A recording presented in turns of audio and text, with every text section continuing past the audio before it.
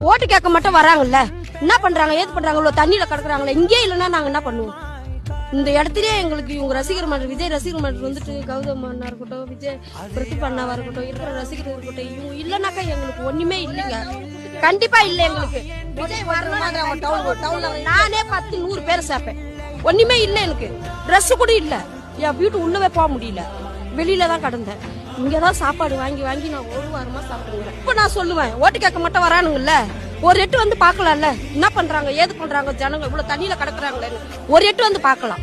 ஒருத்தர் வந்து திரும்பி பாக்கல, இன்ன வரைக்கும் திரும்பி பாக்கல. இந்த விஜய் மக்களை முதல் நாள்ல இருந்தே எங்களுக்கு உங்களுக்கு என்ன வேணும் ஏது வேணும் எங்களை அவ்வளவு பாதுகாப்பு பண்ணிக்கிறாங்க. கேட்டு கேட்டு எங்களுக்கு செய்யறாங்க. வீட்டுக்குள்ள வந்து பாக்குறாங்க, எப்படி இருக்கிறீங்க ஏதா இருக்கிறீங்களோ, நீங்க ஒரு இடத்துல ஸ்டேப்பா இருக்கிறீங்களா அப்படின்னு வந்து எங்களை பாக்குறாங்க. பாத்துட்டு எங்களுக்கு என்ன வேணும் உனக்கு சொல்லுங்கம்மா செய்யறாங்க. கண்டிப்பா என் சார்பிலே நான் 100 பேர் நிக்க வைப்பேன் விஜய் ஓட்டு.